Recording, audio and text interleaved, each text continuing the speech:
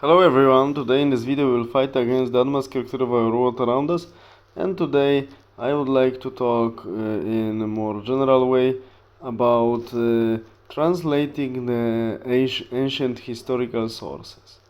I'm really happy that translation of the work of the grand historian Sima Qian, Chinese grand historian who lived in the second half of second century BC and the first half of first century BC, and he is called Sima Qian, is called Chinese Herodotus, so father of ancient Chinese history, and he fully deserves this name, despite the fact he was a mainly compiler, thanks to his compiling works of previous historians, whom he actually doesn't cite in most cases, survived because he compiled it together within his own work. That's why his work is really big.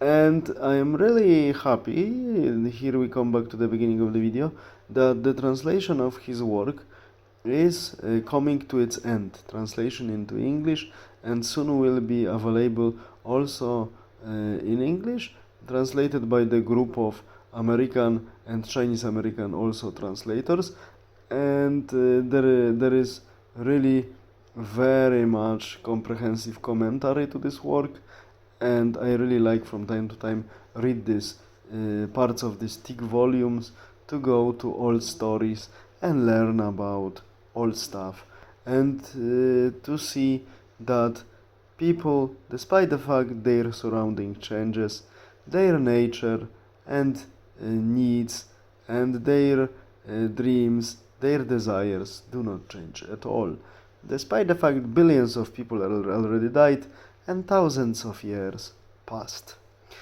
And that is why reading works of ancient historians like Thucydides, Xenophon, Herodotus, and Sima Qian, and others, Polybius, is very useful and very it's good for our education about our own human nature, and very often it's very entertaining because these stories, which are the part of the narrative of these works, are sometimes very serious, but sometimes very funny.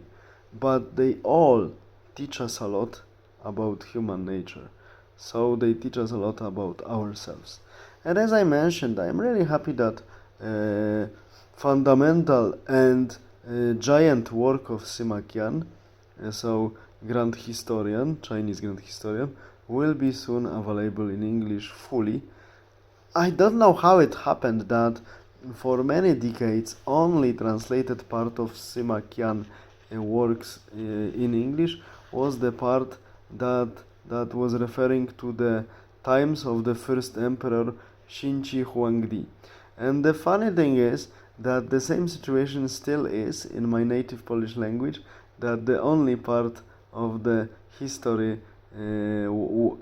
work of Sima Qian that is translated into my native language is exactly this one, telling us the story of the first emperor and his background and conquest. I hope that it will change. But luckily, if we know more languages, we have complete French translation, we have complete Russian translation, and seemingly German translation is also complete. About Italian, I am not so sure. But soon we will have finally, and I will emphasize, finally complete English translation. What a shame that it's happening only now, but good that it happens only now. Better later than never have something, such masterpiece, such a mine of wisdom about us people, that such great work that we can put in one row together with Polybius, Thucydides, Herodotus, and many others. History is the teacher of life, and that is why the best is to study the words of people who experience their times, and in terms of historians like Herodotus and Sima Qian, were having access to the sources which are no longer available to us, and were good compilers or even interpreters and analyzers of sources. We have to be grateful to them, and I am happy that such great work is more and more available in more readable languages to more people. We should learn from the wisdom of previous generations, of the